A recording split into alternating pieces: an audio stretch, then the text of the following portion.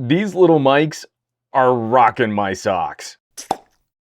I'm not overselling this. This is big. Up until recently, there's been a huge gap in audio between consumer and professional. A key pain point has been wireless recording. Low-cost solutions back in the day were largely garbage, and better solutions got pricey. They started getting real pricey as you climb up that professional ladder. That started changing a couple years back when companies like Samson, Comica, and Rode started offering better quality wireless microphones. Now, I had this to say in my first Samson review. I'm really excited by the potential that this system could bring, and also knowing that it's a first generation solution means that we'll likely see some competition in the space from other players too.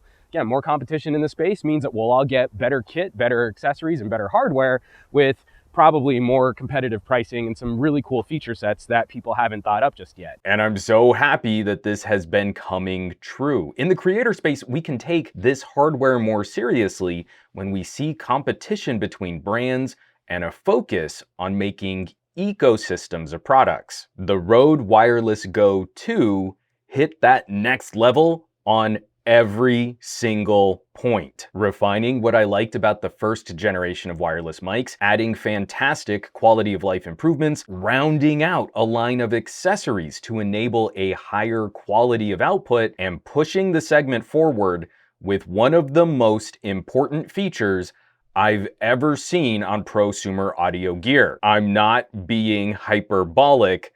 This is legit. I had to get nerd serious there for a second. Now, the Wireless Go 2 look immediately familiar. It's a similar style and design. You've got cute little square transmitters and receivers, microphones built into the transmitters for fast recording setup. There's a bayonet mount so you can attach a little fluff ball to reduce wind noise. You can also pop in a cabled mic over a 3.5mm input, which is what I'm using in the Gadget Lab right now to record all of this audio.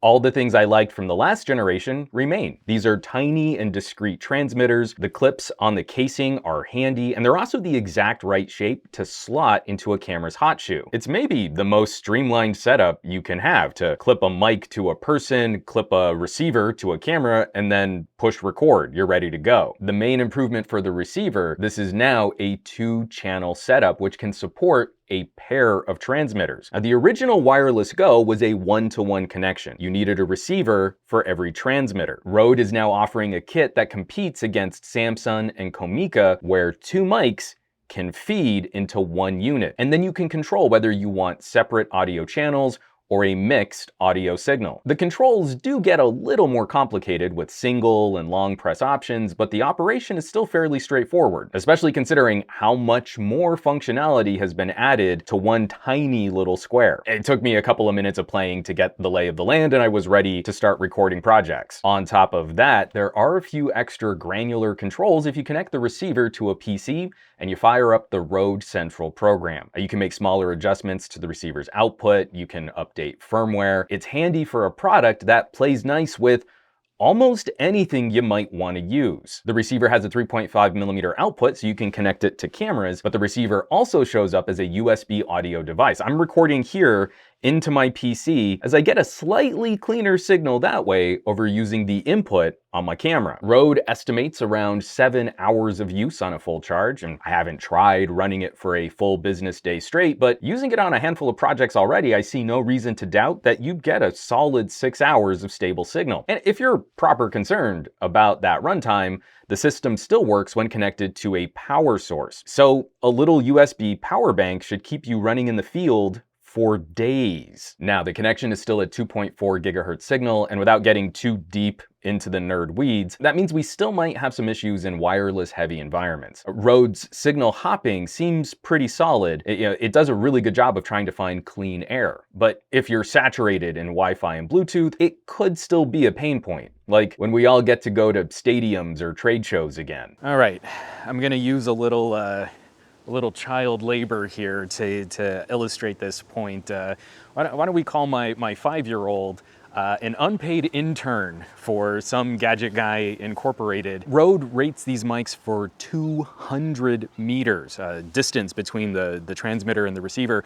I don't know that I'd really say that that's the guaranteed maximum range, because obviously wireless audio is going to have some signal stability issues at that distance. But if you've got clear line of sight, you should be in pretty good shape. Now, this obviously changes if you're in a busier environment or if there are other walls or obstructions, as 2.4 gig wireless signals are going to have a hard time kind of making it through different materials. So that's obviously going to reduce the total transmission distance. Now, again, I'm getting this shot with a 5-year-old who's wiggling all over the place and isn't looking at me right now.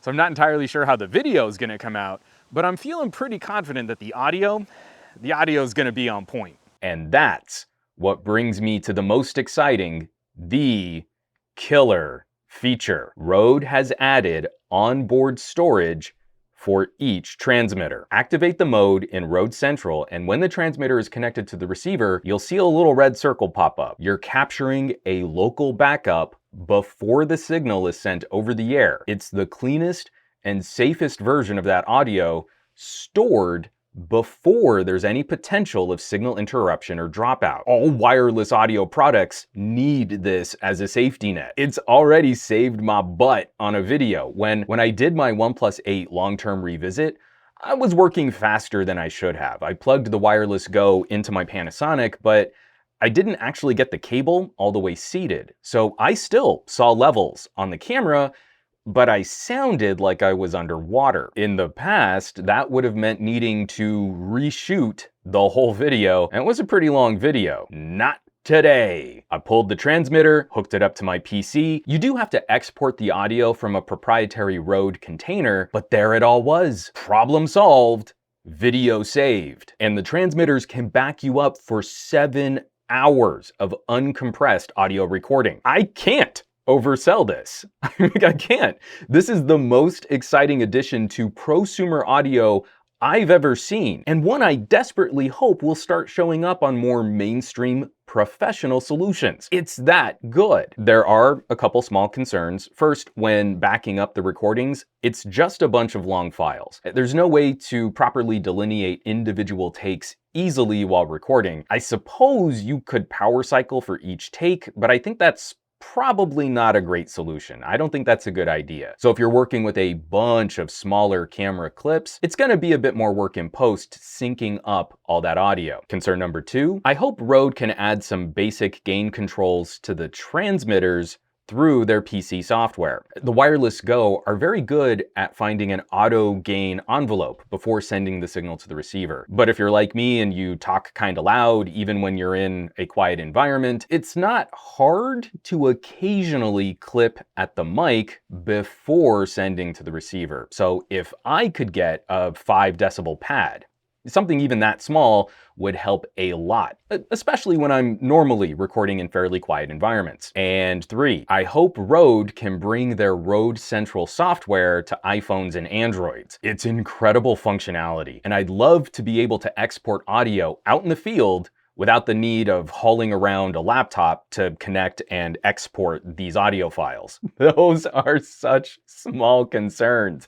I'm super Twitter-pated here. We're right in the sweet spot price-wise for a pair of solid wireless mics. Rode now has the best audio safety net feature on any competing or even more expensive solution that I've ever used, and Rode is building the most complete ecosystem of supporting accessories around their mobile gear. Now, I recently reviewed their Filmmaker Vlogger kit. They've got an assortment of microphones to connect. They have a variety of smartphone and camera mounts. They've considered nearly every cable one might need to enable audio recording on the go. This is formidable. It's a huge shot in the arm for mobile content. You're shooting videos, you're documenting your family's activities, action camera work, interviews with an insanely small footprint. Let's say you want to record a podcast out on location, a tiny little pouch of microphones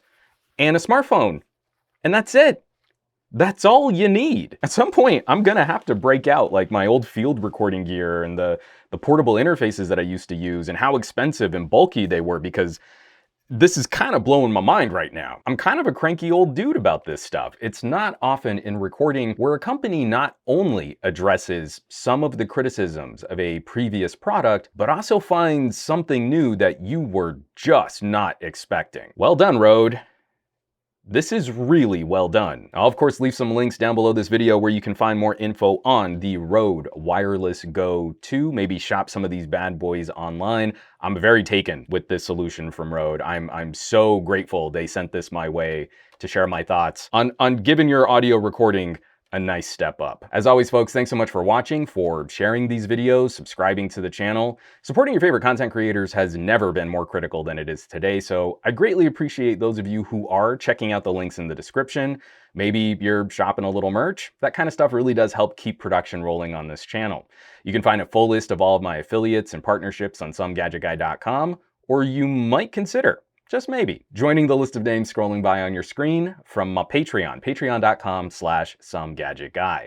This list represents basically the coolest collection of tech pals on the web, so I hope you'll check them out. Now, you know where you can find me around the rest of the internet at SomeGadgetGuy on the Twitters and the Twitch, and the Facebooks and the Instagrams, and I will catch you all on the next review.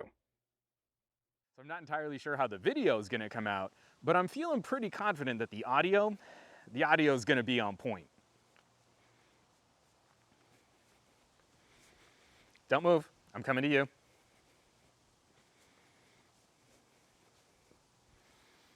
All right.